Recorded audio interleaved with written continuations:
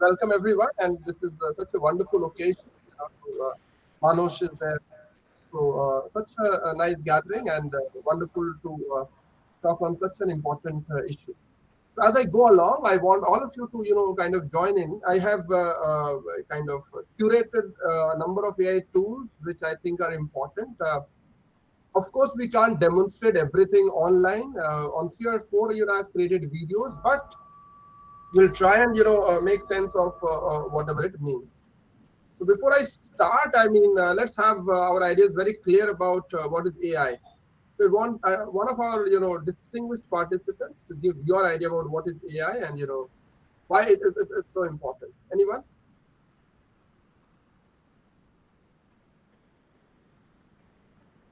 It's better to hear multiplicity of voices rather than just the resource person speaking. I can speak for hours, no issues. But what is AI? Anyone? Very quickly. No one. You can put it in the chat box if you want. I mean, but this interaction is necessary as you want because otherwise it becomes too one-sided. See, And yeah. Shirish, please go ahead. artificial intelligence is also required in the world of human intelligence. Technological advancement has taken us to the next level as far as life and related things are concerned. Thank you, Shirish ji. So basically, when we are talking of artificial intelligence, we are not talking of some extra human being with a metallic brain, right? We are not talking of that kind of a thing. I can only see the blank screen there, so I would love to have some of you at least on camera, or some of you if you can just keep on talking, that would be even better, because otherwise speaking on a blank screen makes it very very robotic, and we don't even know if people are there. Thank you so much, friends. It's so nice of you. Thank you very much. So basically, when we talk of artificial intelligence, we are not talking of something with a robotic brain, but we are talking of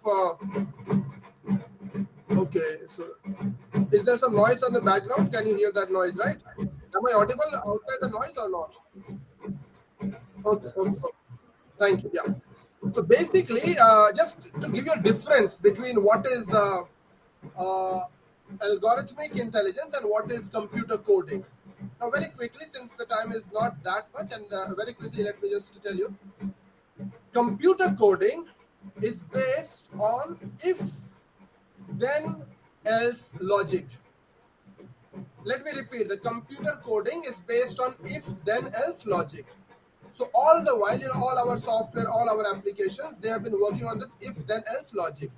If something has four legs, if something meows, if something has furs, if something is of that particular height, if something eats fish, if something hates human beings, then it is a cat, right? That is computer logic. Am I clear? Yes or no? You can even put on the thumbs up if it's clear. Yeah, Neela, yeah. Thank you. Yeah, thank you. So basically, that is computer coding. That is the logic of how the computer works. Algorithmic intelligence or machine learning is very different from that kind of a coding. So what happens is that the machine or the algorithm is fed with hundreds and thousands and millions of cat pictures, for example, so that the next time it sees a cat picture, or next time it has to see a cat from amongst so many different animals, it can recognize, okay, this is a cat and this is not a cat, that kind of a thing. Am I clear about this distinction? And basically, we'll be talking about chat GPT, and we'll be talking about everything that we can talk about, but this distinction is important. Yeah, Gayatri ma'am, you have a question? Raising hands is questions, or is it a thumbs up? Okay, fine. So basically, this is the major difference. So when I come to Chat GPT, I'll talk about that as well. But with that, let me just share my screen now.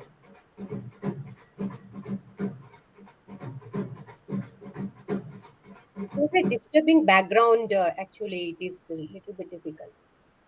Yeah, the point is, just I'm on the 8th floor, but just down there, maybe there's a marriage ceremony or what, a wedding ceremony. So I mean, it doesn't happen, but probably the time and all, is an issue.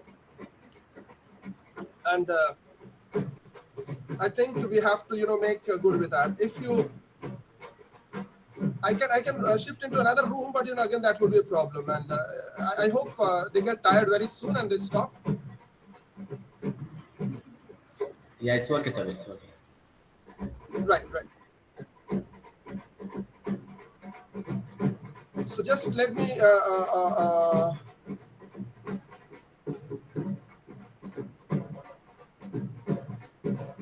Is it visible? Yes, sir. Yes, sir. Okay, okay, okay, okay, okay. So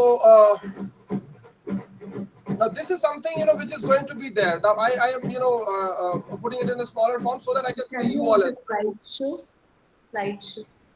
if I put it on the slideshow, I won't be able to see the other screen. That is why I'm making it small. Okay, okay, okay. It is possible for me, but hopefully I'll go beyond that. Anyway, so the important thing is that AI helps us to see lots and lots of data, and you put it into clear, actionable insights. So a lot of complex information, it makes it easier for us. It makes our job a lot more easier. We'll see how it does that.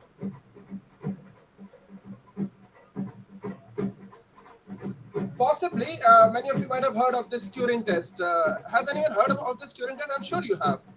Any idea about what this Turing test is? What is the Turing test? Anyone? So Okay. they Padmini ma'am. Yeah, please go ahead. so they judge the machine against a kind of a human parameter, and if the machine passes the human parameter test, then it is said to have passed the Turing test and hence called artificial intelligence. Wonderful, wonderful. So if you see a piece of writing and you cannot distinguish whether it has been written by a human being or whether it has been written by a machine, it is said to pass the Turing test. So Turing test is a kind of kind of an indicator whether the machine has passed that test. That you cannot distinguish between its responses and that of a human response. So this is one test that every AI program has to pass. That whether the decision it makes are more human-like or not. And you'll be surprised to note that many of these NLP programs, the natural language processing programs that we talk about, ChatGPT for example, you can actually ask it to write it like a human being. I mean, I'll talk about these things as I go along. But it's important to understand that this has been there for very long. Now let me just give you a very small example. I'm sure every one of us have at one point of time or the other have received those wonderful emails from a Nigerian prince telling us that he has no hair and he's passing on his millions to us. Haven't all of us received that mail? Tell me yes or no. All of us have received it at one point of time or the other. Now that mail does not even come to us these days because Google knows that it is spam, and Google sends it to spam. So this kind of machine learning has always been there.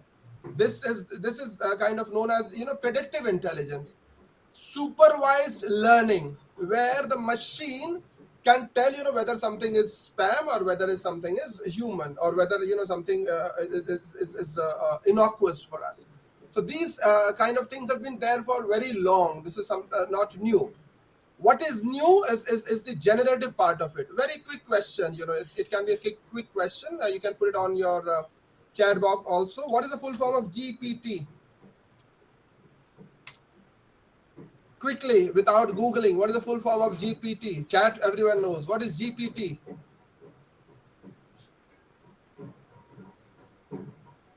Fastest finger first. Who's there? No one?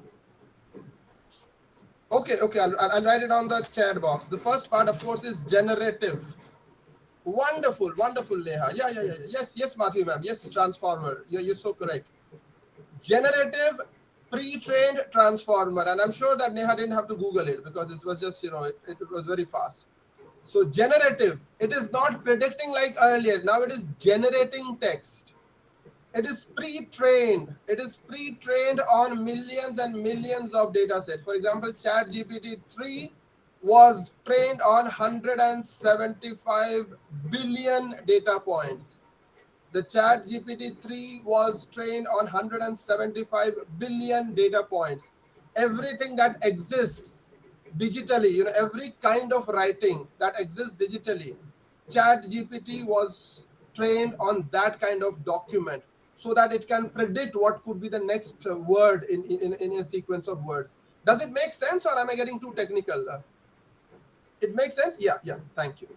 It is pre-trained. The algorithm is pre-trained on the entire data set. All the ChatGPT and everything else that we talk of, they are known as LLM, large language model. Now, answering Madhvi ma'am's question on the transformer. What is a transformer? Transformer is a technology which was developed by Google, and it was about, so earlier we used to have those neural networks. This was regarded as trying to mimic the human neural network. There is the CNN, there is the RNN and all those, and those neural networks, so given a piece of command, how does the machine react to that piece of command? That was the earlier NLP, natural language processing. In 2017, Google came across this technology, which is transformer. So it can sequentially input, and it can provide you with all the intelligent looking output that we see here. So it was no longer just supervised learning where it was just telling you it's a cat, it's not a cat, or this is a enemy plane, this is not an enemy plane, or this is spam or not spam. That was predictive. Then came generative, which was natural language processing and natural language generation and all that. That also has been there for at least 10 years. For example, when you type on Google Gmail or whatever, Google tells you what is the possible next word. Google tells you, even your phone tells you what is the possible next word in your email or in the message that you're typing. So it knows, based on your, it can predict based on, your inputs, it knows what could be the next word. So here it goes one level beyond. It based on a large input, which we know as prompt, it can generate its own kind of output, which is a lot more sophisticated. And if you want, I can demonstrate some chat GPT things here as well. I do have a paid version, so if you want it, I can. But anyway, so these brand names are not important. The technology is important. Now we go on to just the easier part, and before I get into all the different tools, because I was asked by the organizers to talk about the various tools. So I'll be talking about a number of tools. For some of these tools, I'll probably go a bit faster. For some of them, I'll just show you. This presentation that I'm making today, I've sent a PDF to the organizers, and they'll share with all the participants. It's there with you. Yeah, so Rajshekhar, isn't it like that? They will all get the PDF, is it? Rajshekhar is there? No, okay. I'm sure Yes, sir. they'll Yes, sir. Okay, right. So you'll all the participants will get that. Yes, yes. Now, yeah, so this goes for every kind of communication. Of course, this goes for research also. This goes for research papers. This goes for talks. It goes for every kind of thing. Knowing what the audience wants, and that's where everything begins. So if my research is about visualization, I should know that is what I need to concentrate on. If my research is quantitative, I should know this is where these things are required. So very quickly, just let me go on to again this part. I mean, this is again just some kind of statutory information that before we go ahead. Even when we're writing papers or any kind of a thing, this is something that I want to emphasize. How do we put across things? So there are generally, two ways in which, I can put across messages. One is didactic, and the other is narrative. Any friend, can you help me with the difference between the didactic and the narrative approaches? What is the difference between the didactic and the narrative approaches? What is a didactic approach and what is a narrative approach? Anyone? Are you all there, friends? Yeah. Sir. Okay. Yes, sir, we are here. Yes, sir, we are here. Oh, thank you so much. Yeah. So, basically didactic means, when I mean, in a teaching like approach, I tell them people that this is how you go ahead, this is what you react, and so on and so forth. That is the didactic approach. A lot of, communicators believe that if you use the storytelling approach, that is the easiest approach to put, whatever is there in my mind to some other human mind. So that approach always works. So even, why I'm telling you all this is, didactic is more like, a persuasive teaching, or you're teaching somebody. Narrative means, you are weaving the entire information into a story. Why I'm telling you all this is because, that human element will be so very important in midst of all these massive, wonderful, right? So in the midst of all these massive AI programs, it's important for us to keep the human element in control, because we will keep coming on to that kind of human control. So I have divided the entire thing into a number of areas. Of course, artificial intelligence can do a lot more things than just these kind of things. So what I did was I divided the entire research process into 6 different areas, beginning with idea generation. Now, I'm sure everybody has used ChatGPT, haven't you? I mean, in some way or the other. If you are not using it, please start using it, right away. I mean, there's no harm having a wonderful digital assistant. That is what ChatGPT is, or that is what all our AI programs are. If we are not using AI, we are missing out on something very, very important, or some very important digital assistant. And that's where, I want you to emphasize using it as an assistant, not using it as a master to, create things. Because as of now, I mean, I'm sure all of you, whenever you hear this word, just see this word on your chat box. The moment you see this word, I mean, without any other kind of an evidence, you can tell that this is from ChatGPT, isn't it? Whenever you come across a word called tapestry, I mean, this is a word that ChatGPT, or whenever you have a word like, say, nuances, or all those kind of things, you can just see a lot of this stuff, and you can say that this is ChatGPT. So if you are kind of using it for something more than like as a digital assistant, then you're missing out on a lot of things, and believe me, it can be a bad habit. So it's very important to just use it as an assistant, and bring in the human element as much as we can. So the first tool that I want to talk about is this one. So let me just and I have a video on this as well. So if you want, I can show a bit of that video. But this is it. How many of you have kind of worked on this earlier, or do you have any idea of Elicit? So, Has anyone used this? I think the image is not visible. The screen is not visible. But I mean, yeah, only we can see the slide, the PowerPoint slide. Yeah. I haven't opened any other thing. Just the. Oh yeah, Sahil has checked it out today itself. Wonderful. So yeah, Sahil, tell me, your views upon that. Yeah, Nilothwal often uses it. Wonderful. Anyone else? So Nilothwal, what is your idea about? Yeah, I'll open that tab in a moment's time. So I used it, and I also recommend to my students also, especially my UG students, for idea generation. So Why not PG or other students? I involve with them to UG students. That is why I Okay, teach okay. them RM. So for idea generation process, I often use this particular tool from last 1 year. Mhm. Okay, okay, okay. So I was contacted by these developers themselves, but I make it a point never to endorse them on my channel or any other thing. So this is just to tell you that whatever brand names I'm using is just as an indicator. There are many others I will show you also. So I'm in no way connected with them, and even when they've reached out to me, I have decided never to kind of uh,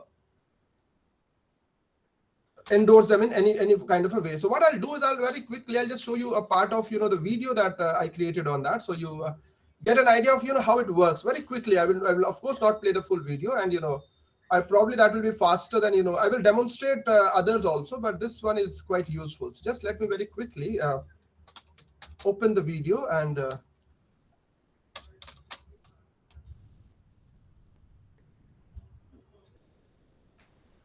there are a lot of other videos also, but since I've made one myself, I'll show you that only. Just give me a moment.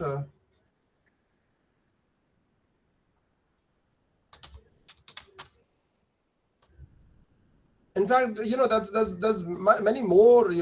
This is just, so I'll just give me a moment. Let me just stop presenting this. Let me go to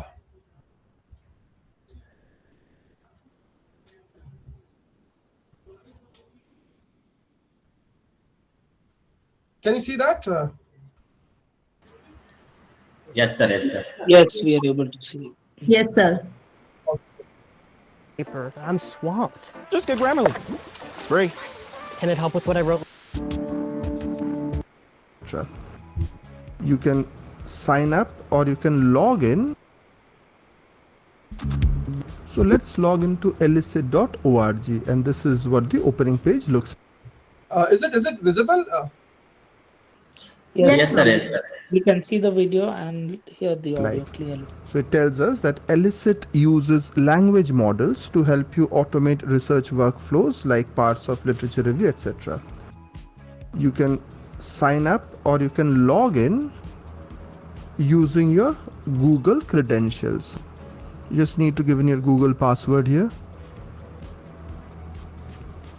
So this opens up this interface, which is a fairly simple but an extremely powerful.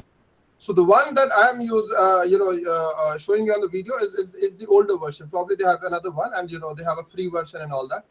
So I would advise you to go for the free version most of the times, because for our kind of work we never need the paid version. Interface. So we have to ask Elicit a research question, and it will find answers from 175 million papers, and we'll very soon see its powerful features. So let the research question be social media use and political participation in India.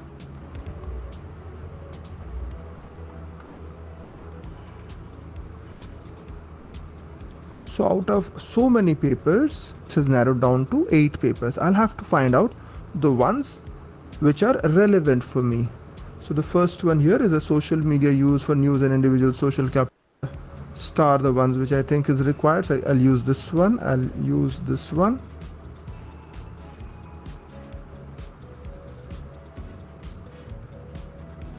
And not from India. So I can go and filter and provide the keywords. So I can provide India here, for example. Yeah, so I'm stopping it here, right? I mean, this is just the beginning to tell you, how to get research papers and how to, get. This is for those who can, yeah, can we see the sources Elicit is finding info from? Yeah. They will, show you. I mean, they will show you. Nilan Samvada, they will actually show you the papers, and if a PDF exists, you can even get it on your system. So I'm not, because there are so many others to show, I'm not showing it. I have a I'm putting the video link on your I'll just share it on your so that you can watch it later. Is it okay? That if I stop it and I don't concentrate on this only, is it okay? Sure, sir. Sure. Okay. Because as I said, I want to show you many more. So elicit is the first one that I wanted to talk to you about. You can have the link. The link is there for you, and you can see that at your leisure. The second one is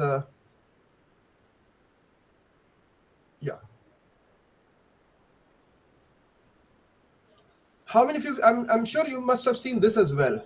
And I have a video on connected papers also. So the ones which a video exists, I will not demonstrate it live today, but a few others I will demonstrate live on screen. Have you seen this one, the connectedpapers.com? Anyone? No, sir. No. Okay. So this is very powerful. And again, I'll just show you something. Thank you, Madhvi ma'am. So yeah, Research Rabbit is also there. I'll show you Research Rabbit also, and a few others. Yeah. So connected papers is even more powerful. That was it came before all these things. So what it actually does is that connected papers. So you want me to show that on the video, or you just want me to talk about that? So how does it go with you? So please tell me. You want me to show it on the video? Right. Okay. Small video will do. You want me to see on the show you on the YouTube, right? Is it? Small video will do. Short video, right? That's what you said. Okay. Very short, right? Just the first part, because there are certain things which are different from elicit. So like.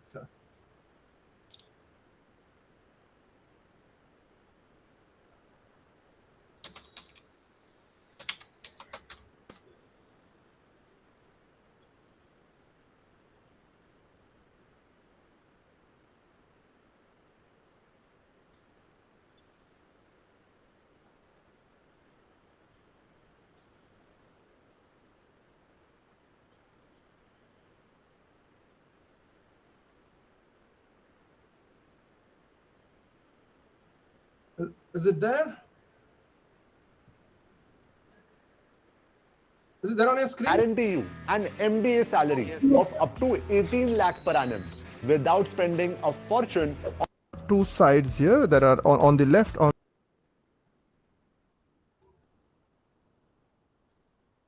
browser window. So I'm straightway going on to the without any ado. I'm just going to connectedpapers.com. And you need to type in connectedpapers.com to open this interface. And this is a fairly simple interface. This is where we have to type in the input, and we can try using paper DOI with the paper URL, paper title, or simply. So there are various ways in which you can start. You can just start off with a DOI if you have, or cement. I will show you the others also, or just the title, or just a keyword, or whatever. It shows you the first word, and so let me just show you first, and then I'll talk about it. We can use any term there. We can start with one of their example graphs as well.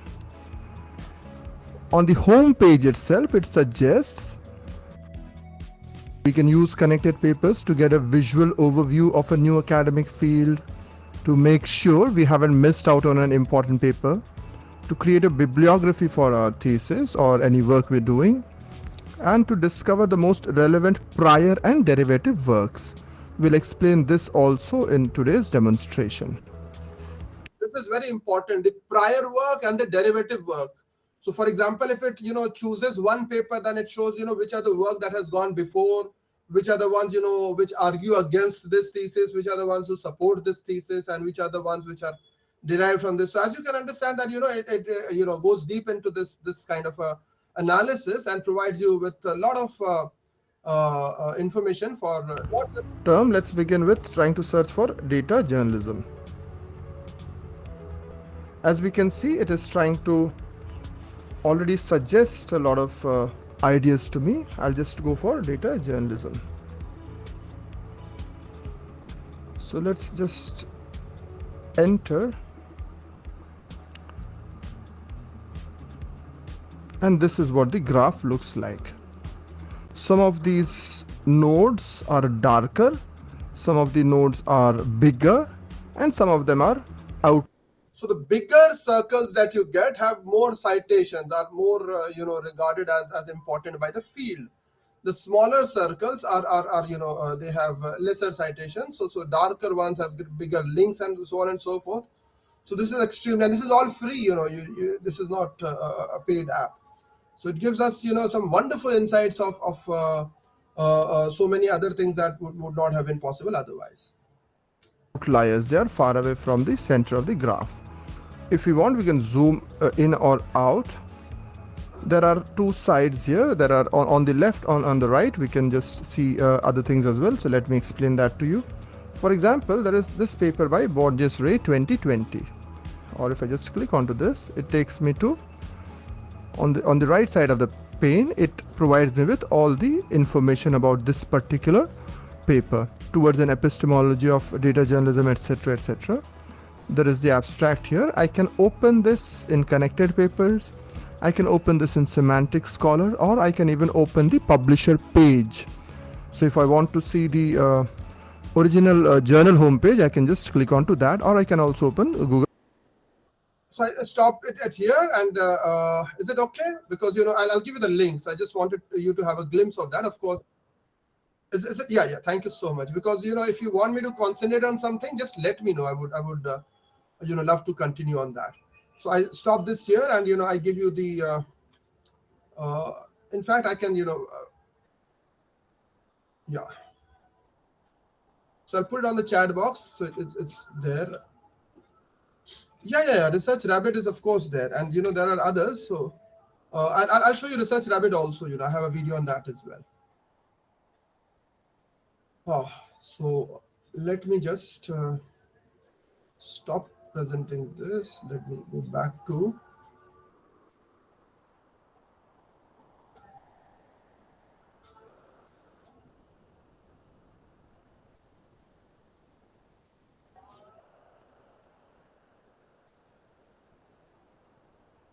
There's another one, semanticscholar.org. So this is again, you can do the same thing. So as I said, I'm just putting it into different heads.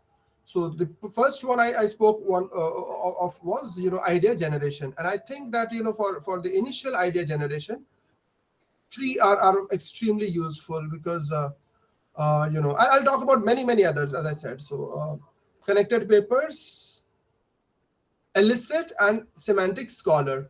So this is there. The list will be there for you. So this comprehensive list will be there, and you can try it out for yourself, or we can connect again at some place if we can.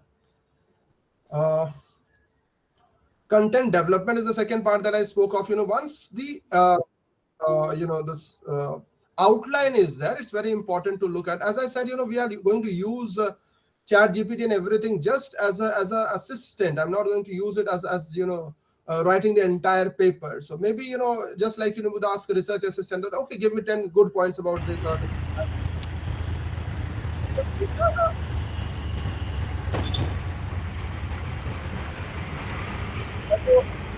yeah, thinner, right? Yeah. Now, of course, I can have a full session on Chat GPT if you want to. How many of you are using the paid version? Anyone? Is anyone using the plus version? Anyone? Okay, you don't have to. So probably I'm the only one in the group, who's using a plus version. Right. You don't have to. Of course not. It's not required. So this has, very many different dimensions. It can just, as I said, the writing style, or giving all those kind of raw ideas into structured outlines, or even drafts, or like testing whether this is good or that is good, or those kind of it also has a canvas kind of an interface. I'm sure you.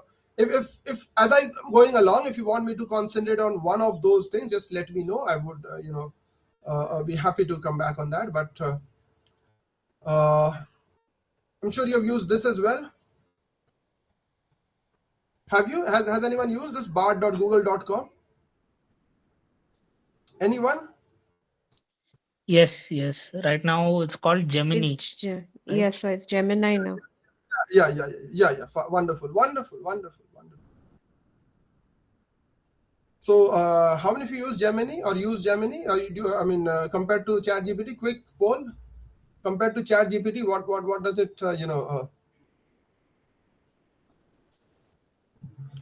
Compared to ChatGPT, do you find it useful or don't you find it useful? How does it hold on? Compared to ChatGPT, anyone?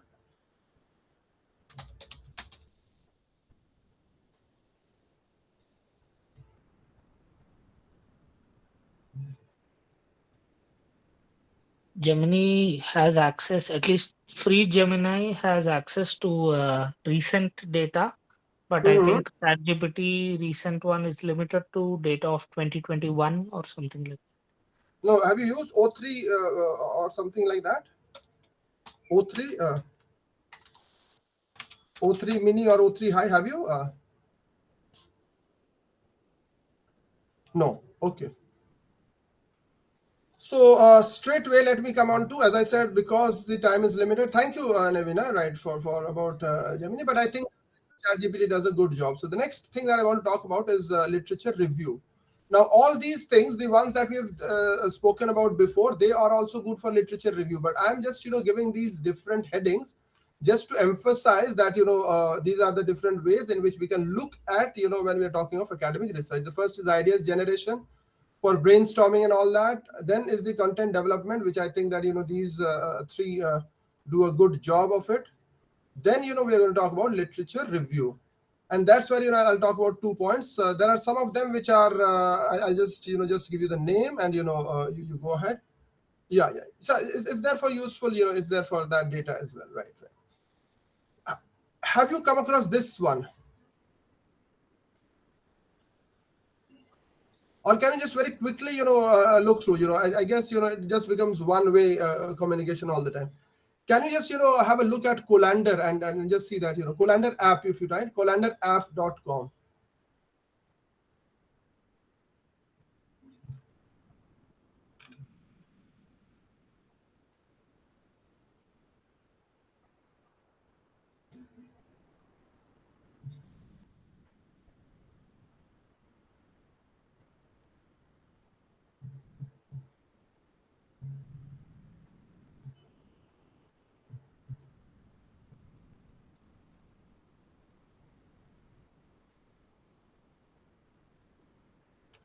Okay, so this is just but I would want you to use this one, the second one. Have you come across this one? Iris.ai.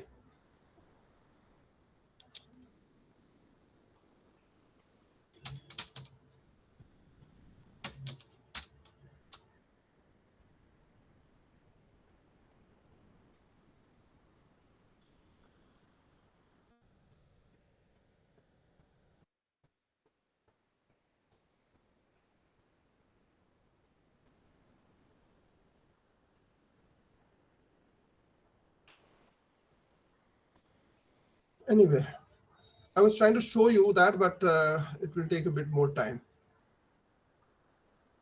Just type Iris AI and do you think that it makes sense? Can anyone help me? Iris.ai?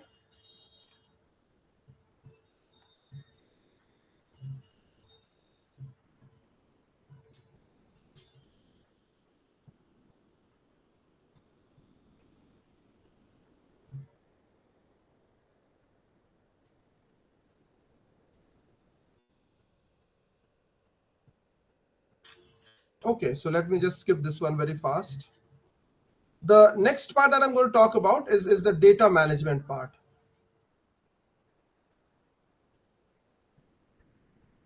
Now, all of you are communication scholars, so I'll not go on to something as advanced as NIME analytics platform. So this is, let me show you. In fact, I should not just,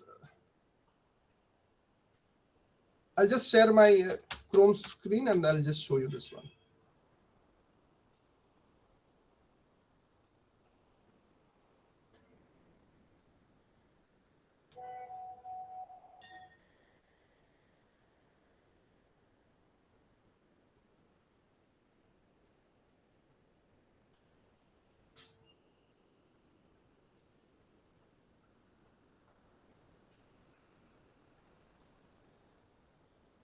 Just please let me know when you see the screen.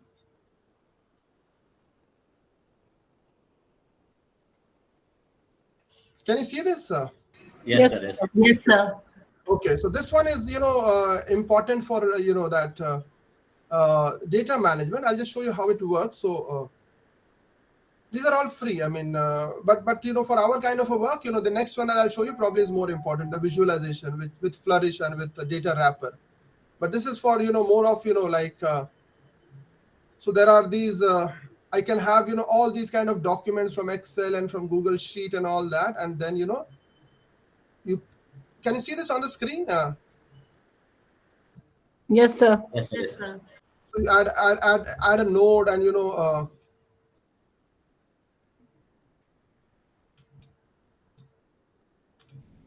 with a node, you keep on adding, other kind of things, and and you create this kind of a work chart. But as I said, probably not required for our kind of a work. But for when you have different kind of data sets on different databases and all this, NIME.com, as you can see on the screen, this NIME thing is extremely useful to make sense of it. And when you have data from Excel, or you have data from CSV, or when you have data from so all these kind of filtering and making sense of all that is possible here. There are other kind of data platforms also, but I don't want it to be too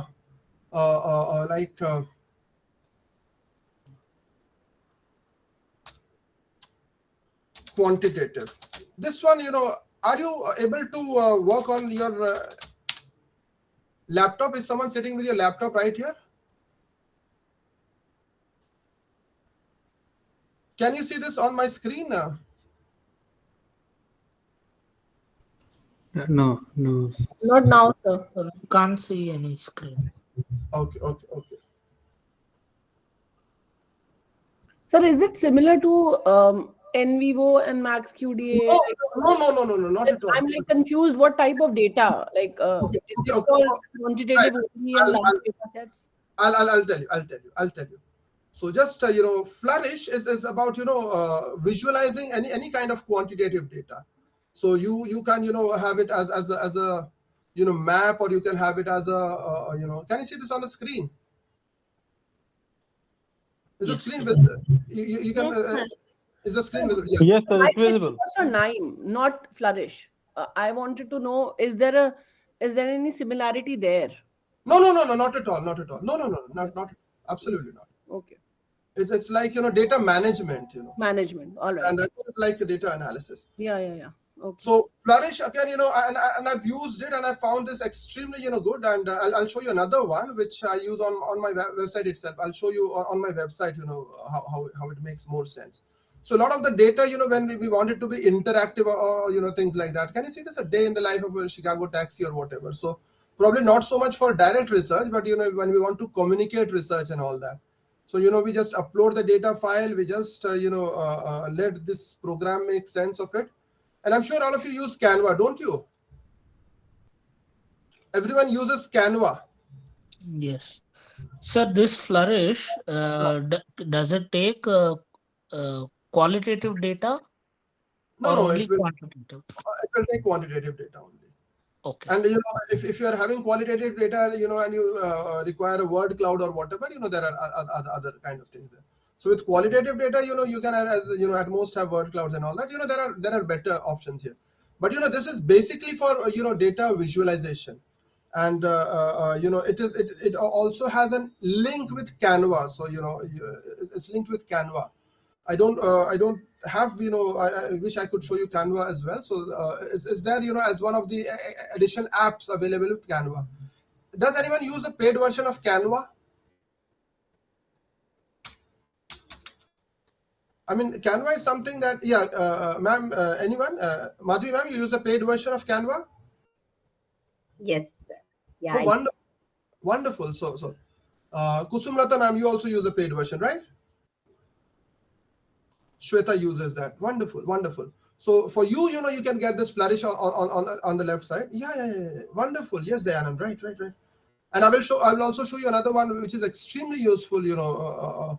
Probably as good as Flourish is something How many of you have heard of this thing? Have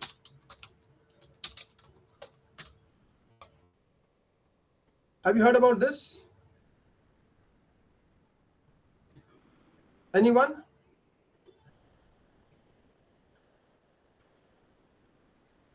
Yes, ma'am. So what I'll do is I'll just show you, from my own website, how I've used, uh, you know,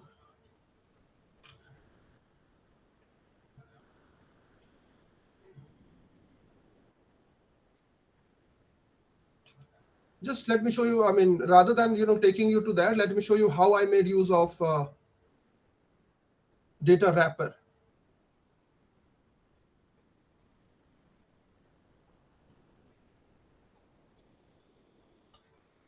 Very quickly. So data wrapper is like data wrapper.de. So I'll show you my website screen very quickly. PhD enrollments. Yeah, can you see the screen now? No, sir. Not yet. I'm sure it will come. Can you see this now? Yes, sir. Yes, sir. Yes, sir. If you see there, and this is slightly old, so this is made using data wrapper, and this is an interactive map. Whenever I hover onto something, if you can see, I mean, it shows Rajasthan, total PhD enrolled so many, total PG enrolled so many, and so many female PG students and all that. So as you can see, number one, just by looking at the map, we can show that, where the PhD enrollments are less and, where they are more. So for example, in Tamil Nadu, it's a lot more. In other states, it's I mean, so you can just use this pre-existing thing which is there on data wrapper, just put in your data and make some adjustments, and it is there available as an interactive map. Can you see the interactivity here? Yes, sir. Yes, sir. Yeah.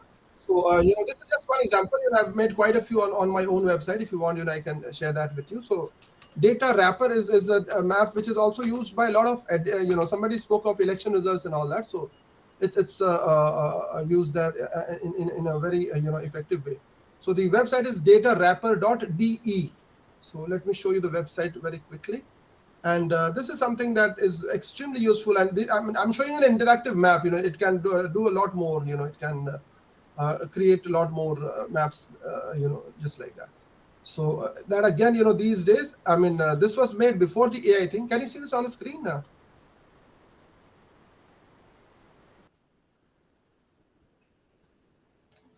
Is this on the screen? Yes, sir. Yes, sir. Yeah, so that is datawrapper.de. So you just log in, and then you just start creating, and see that I mean, this is the map that I used. All those maps are there in the template. You don't have to create anything. You just say that I want an Indian parliamentary map, or an assembly map, or a district map, or this map or that map. It's all there, and based on those columns, if you can give the data in the same column, it just is very, very easy. So I have a lot of different kinds of maps on my site itself, for parliamentary constituencies, for districts, for states, for assembly constituencies, for blocks, and this and that. So this is just maps. Apart from that, there are tables, and there are charts, and chloropets and all that. So this again is extremely useful. As I see, we are very quickly running ahead. So have I been too quick with certain things, or does it make sense? We have spoken of 7 or 8 apps by now. Does it make sense?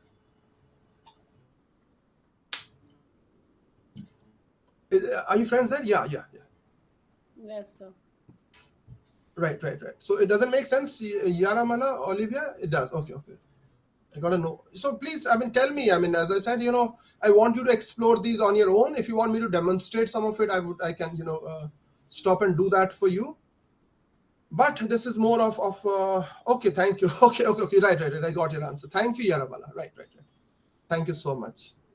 Yeah, I mean, we have some.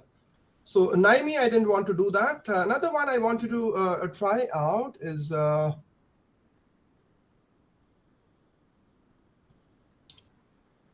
mean, everyone is on your mobile, right?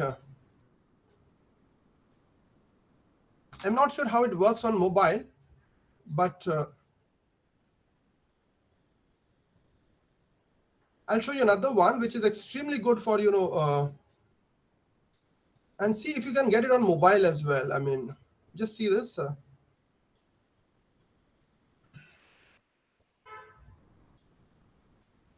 I'm not trying to sign in. I'm just trying to show you what it is. Can you see the screen? Yes, sir. Okay, so I'll show you what it is. So it's called typeset.io. Typeset.io. So this is extremely good for, I mean, this is based on SciSpace, and, they are part of OpenAI also. I mean, you can get SciSpace on ChatGPT. One of those apps is SciSpace as well. But this one is like extremely fast. Just you put in that. I mean, can anyone now, one of you just do it on your mobile if you can. I mean, and just share some questions so that we know that it works, and we have some other examples rather than my example. Can one of you very quickly log into typeset.io? You don't have to sign up, just do it on the screen. I mean, if you sign up, you'll get more options. Anyone, can you do that quickly? Nilotpal, Neha, anyone?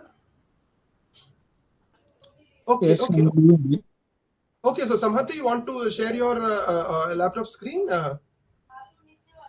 Just with your questions, Nilan, anyone? Just type any question and show how it works. It's extremely fast. It's like, yeah. Thank you, Ajit. So I want one of you to share your screen. Are they allowed to share the screen? Anyone from the organizers? Please, sir. Please, sir.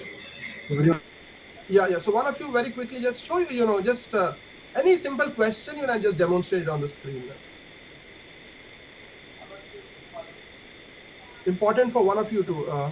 Anyone? Is anyone working on it? Samhati, can want to share your laptop? Yeah. So just do it on your laptop or any screen, and just share it with others and show how it works. That's all.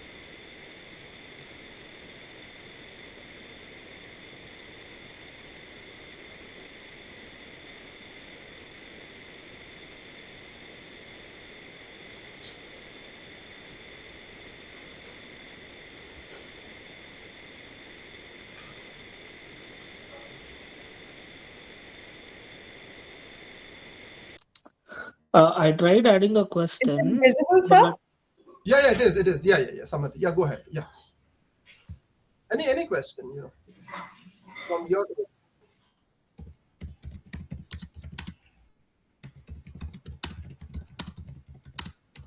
has a question, right? What is the impact of social media news on journalism or whatever? Or as soon as you can see that, they give you options also, how and all that.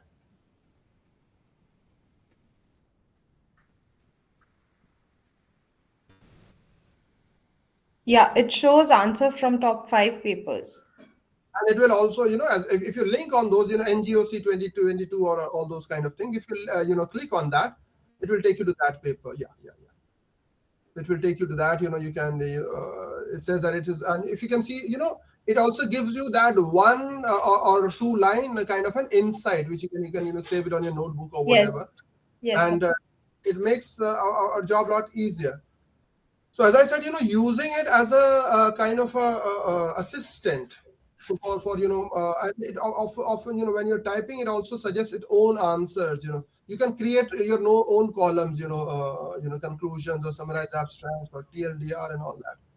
So you can keep on doing that. Yeah, somebody was asking some question. What was it?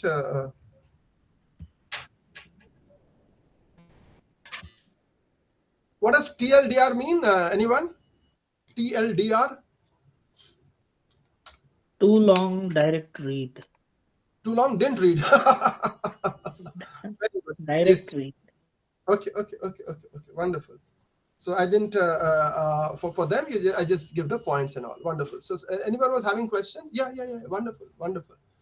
Yeah, Dayanand, I could see that. So typeset is something that some of you might not have worked later, right? This is quite useful. And as I told you, I subscribe to a lot of these newsletters on a daily basis, and I get access to that, and it gets yeah. I mean, we keep on learning. So if there is, I mean, after I've done, and when we are in the last 10 or 15 minutes for question and answers, come up with things that we haven't discussed yet. So it becomes quite a task, keeping up with all the wonderful applications which are coming every day. And AI is going to change our lives in ways we haven't imagined. Our lives changed with the advent of mobile phones and with internet and this and that. But AI is something that we can't even imagine where it is going to take us. So I'll go back to my presentation. And where are we? Yeah. So this is what typeset does. It finds topics, it extracts data, it does a literature review, it can even chat. Yes, Sahil, please go ahead. You have a question, Sahil? Okay, I guess No, sir, no question. It's by okay, mistake. no problem. I invite question. That's Sir, uh-huh. Sorry for interrupting. So we can use typeset for idea generation as well, right? Yeah, of course, yes. I mean, see, they are so much, like all rounders that it's not right for me to just put them in one block. But because I wanted to tell you that that there are so many things that we are dealing with, that I put them into different blocks. But of course, we can make any kind of use for those kind of things. I just put them in reviewing, right? But you can put it wherever. So these flourish and all that, I put that into data management and analysis. Those things I put into literature review. So literature review and reviewing is like different. So the other two, these ones I haven't demonstrated. You can have a look at that later on and see that if it makes sense. These are the ones that I've discussed. Research Rabbit, I'll share the link because I have a video on that. I have a video in all the on these three, in fact. So Research Rabbit I haven't shared. It's almost similar to that. So I put them under literature review. Does not mean that they are only for literature review. They are good for content development. They are good for idea generation. They are good for in fact A/B testing also. They are good for In fact, on one of my websites, I had this kind of a thing that whether or not because earlier all of us just needed to run it through Turnitin and get yeah, Padmini ma'am, please go ahead. Sir, since there are paid versions also of all these apps that you're suggesting for us, which app would be the best according to you to buy a subscription for? I hope I could get some money out of Chat GPT, but so without any I am telling this because I pay for Chat GPT. I pay $23.6 every month, and it does all the job for me. So Okay, sir. for me, I mean, but I would ask all of you to go ahead and try, and whatever works for you. So the kind of work I do, idea generation and this and that, I find ChatGPT extremely useful. Even for a lot of the images on my presentation slide today were created by DAL-E. So it's good with a lot of things. But again, it depends on you. What kind of work you're doing. But many of these things are free and open source. I mean, there's again a massive movement of FOSS, free and open source software. So I would I mean, if we can just because these connected papers and all, they're all free. Research Rabbit is free, and there is a whole community there trying to make it available for free. So unless it's massive work that you're doing, for example, it saves me a lot of time and energy trying to summarize and keep up with things. So for me, I use a Chat GPT paid version. Also Canva, because of simple design and all. Canva is much cheaper, 3,999 for 3 users. So you can yeah, Ajit, you can go there because size space is there as well. DeepSeek I haven't used too much. My brother uses a lot. He likes it, but I haven't seen that, Anila, so I'm not sure about DeepSeek. Let it be there for some time. But O3 is as good as anything that you can so I don't want to just keep on advertising about that, but it's getting better. And Sam Altman himself said that ChatGPT 5 is smarter than him. So we know where we are looking forward. It's massive. So to answer your question, Samhita, it's I mean therefore for many other things. So there is something called Figshare. You can upload your thing there before publishing and all that. So Figshare is very good for that reviewing kind of a thing. So it gives you a DOI also, and you can just can one of you just go through Figshare very quickly and tell others how good or bad it is for you. Figshare. There are two more important apps that I'll talk about, and then we'll go for Figshare. Anyone?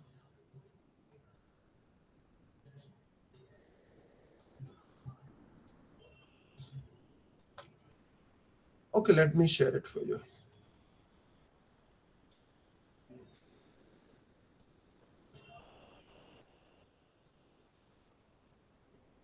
So for me, this is on the research part. Can you see that Figshare? Is it there on your screen? Yes. Yes, sir. Yes, Yeah. sir. So Figshare wants to open scientific data to the world. So you can upload, you can manage, you can share, you can publish, you upload files to all that. You can get DOI numbers and all that before or even your data sets, and that's required for a lot of us these days, especially because people are insisting on seeing the original data set, so that there is no p-hacking and all that, because writing is no longer a difficult task these days. I mean, if you know how to handle chat gpt well, writing is not at all that difficult. So that's where the original data and wherever you get the data from becomes important. If you want to get good images, I find ideogram very useful. Ideogram.ai. It's free. It has a free version. It can give you realistic images. You can I'll just show you whenever we require those kind of images for any kind of work. Ideogram for me is much easier. Can you see this on the screen? Not yet. No, not Now, now it's there. Okay. So you can kind of use that to have realistic images. So whenever you have lot of our those kind of images, as from DALI and all, they can have 6 figures, or they can have that and that and that. So ideogram.ai is you just give it a command, and it shows you with oh, it didn't go ahead.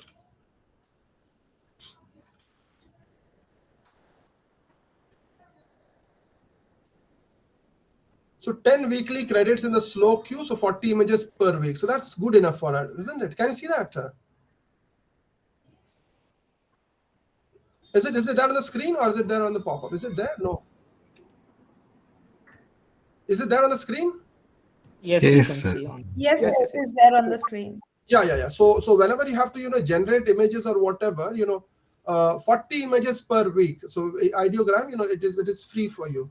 So for teaching, or for any kind of illustration or whatever, this is very, very important. Another thing that I want to share today is this. It's called. I'll put it on this. It was known as Draw.io earlier. Now it is so often. We need to draw diagrams, or we to maybe if you're into just a second.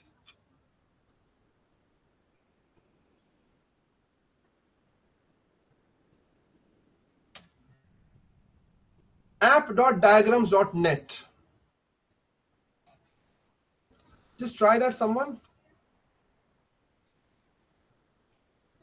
Putting on the screen.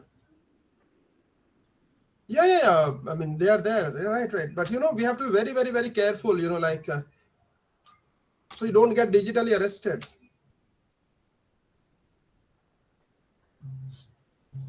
App.diagrams.net.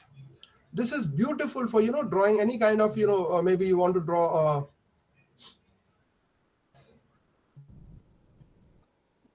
charts,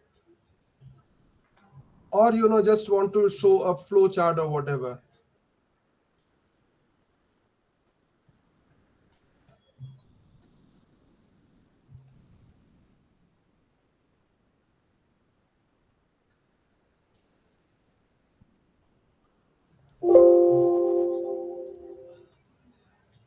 Can you see this on the screen?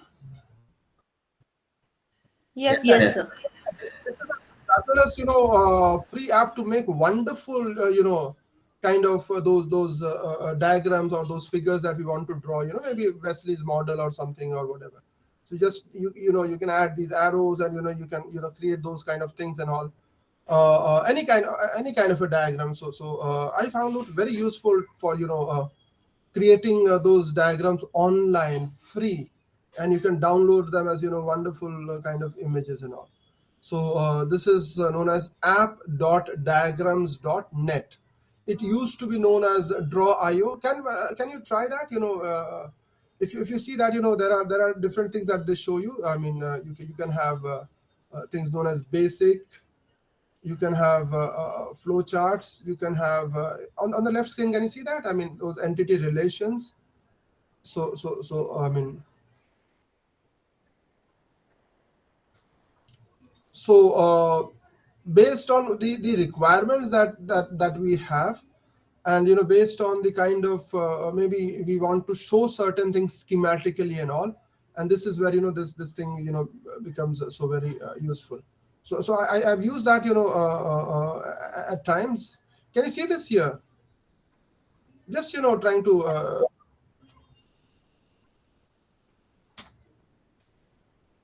so this is again one very important part of the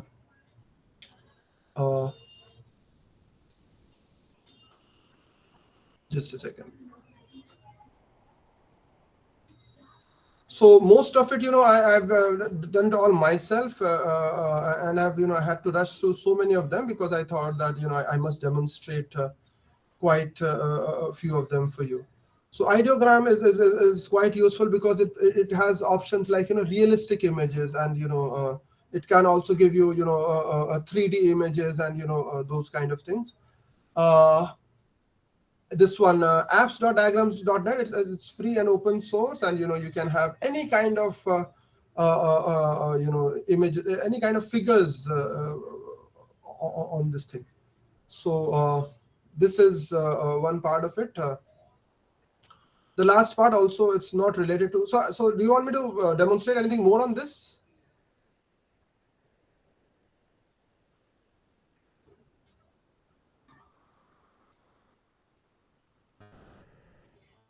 Last slide for today.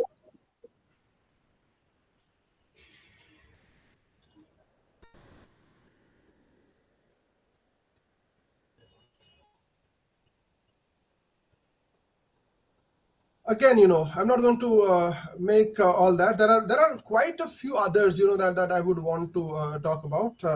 There are 4 at least that I have not been able to put on the screen or on the thing, but they are extremely useful, and making videos out of in video. Just search for them and see whether you get something out of it. There is Pictory. Then there is Wizard.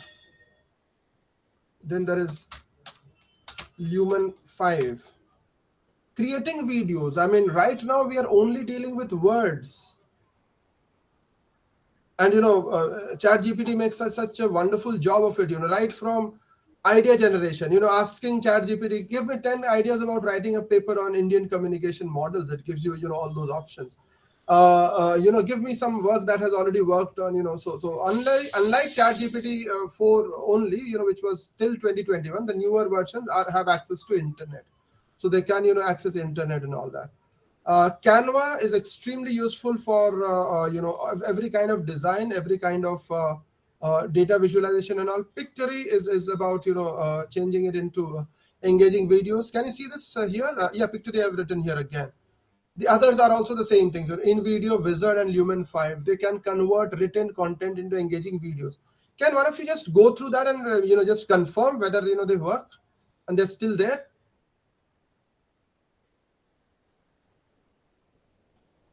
Any one of them? Pictory.ai? Just go through your anyone would volunteer? Yeah, it's working. Pictory.ai. It's working. Thank you, Father. Thank you so much.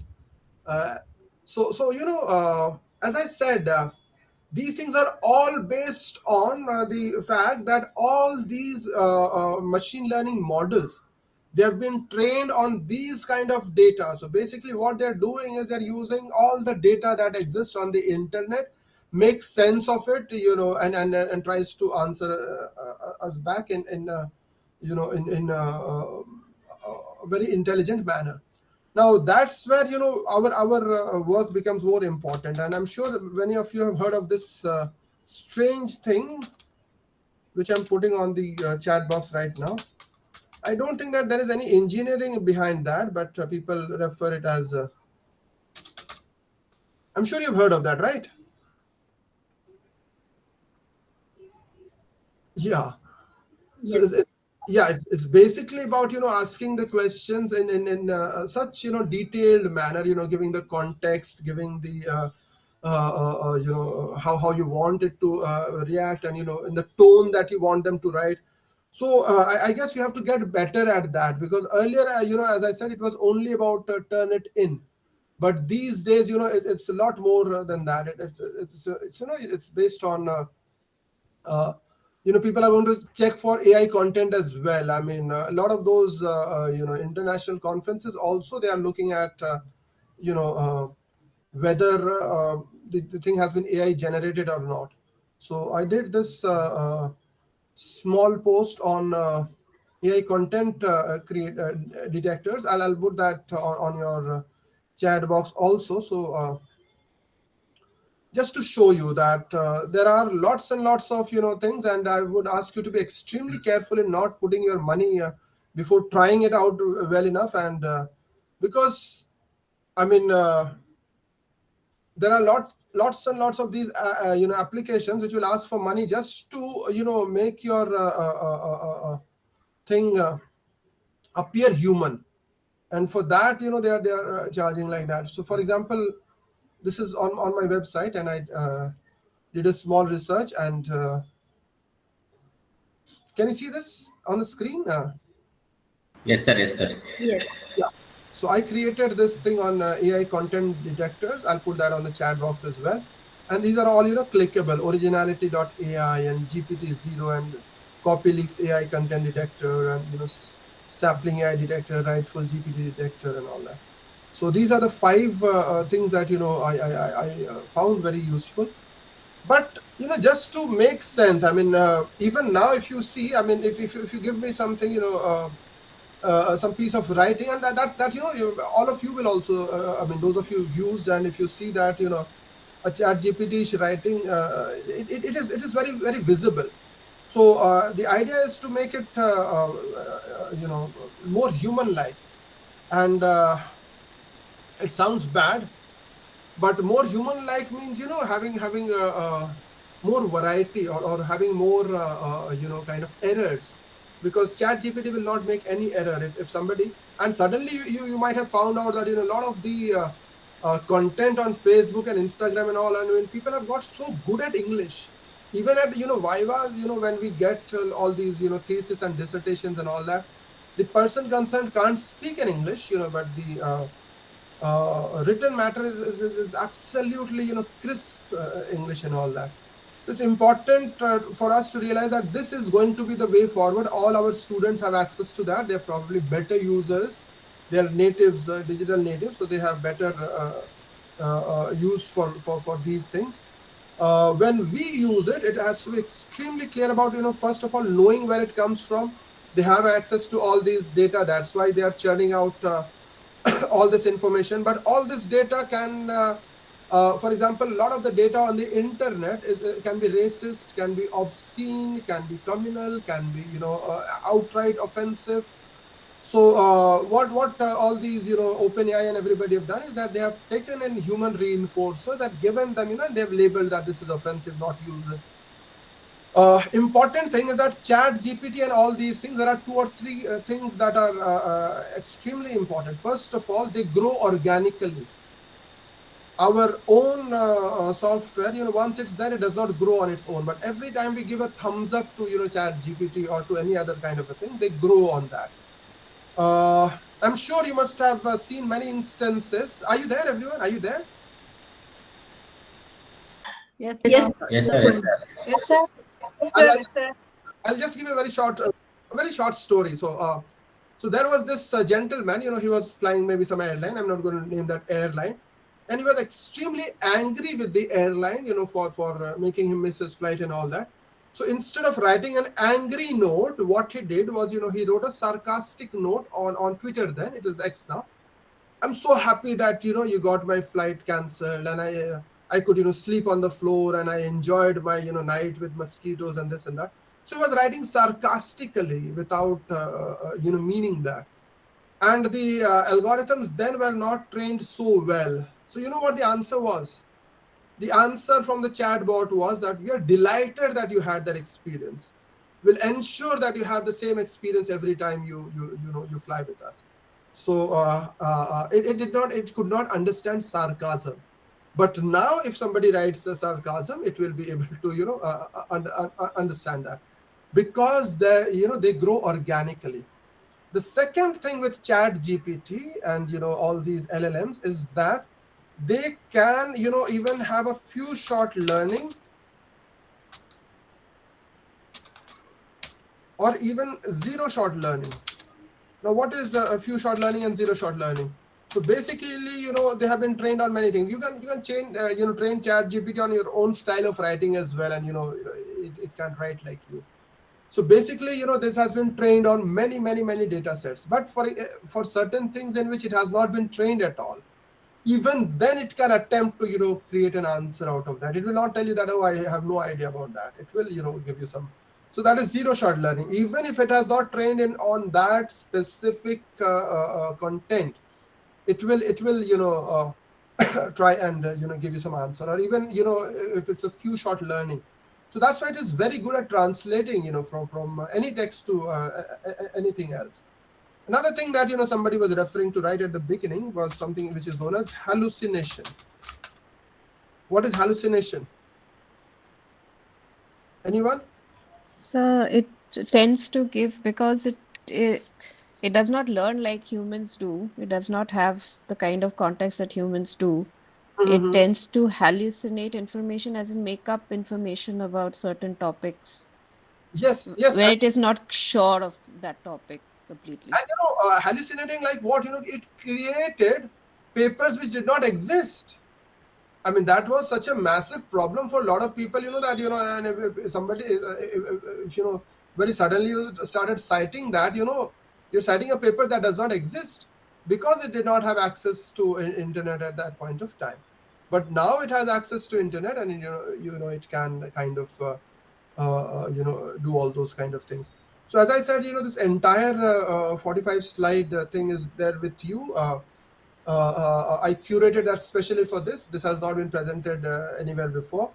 So this is for you only. There are these ethical challenges, and these biases again, are things that, because it might, kind of accentuate those biases, especially if you use AI for, visa applications, for example, or if you're using, this for, giving people jobs and all that. So it might perpetuate the existing inequalities, and that can be a problem. Data privacy, of course, is an issue, and a lot of artists have filed cases and all, because they think that they are not paid for the work that ChatGPT or LLM or any of these things that we've shown you. They've been trained on those things. So for example, all our ideogram or DALI or Mid Journey or whatever, it has been trained on all these pictures or on videos and all, and the original content creators haven't been paid a dime for that. So these concerns are there. So it's extremely important to understand that AI is not going to replace human beings, but a human being who uses AI will replace one who does not use it. And of course, when you have a tool, when you have a tool like a calculator, why would you do that manually? Of course, it changes a lot of things. When printing press was not invented, people could memorize everything, the entire book. I mean, that's how the oral tradition started. People could memorize those texts, and from generation to generation. But printing press, took care of all that, and people can't do that anymore. Same with our mobile phones. It has changed a lot of things. When we were students, we could memorize 10 or 20 landline numbers just like that. We knew all our friends' landline numbers. Because we were using it manually. So the way we are using information is going to change, but we will have more cognitive resources to do more creative things. All these repetitive things, all these routine things taken care.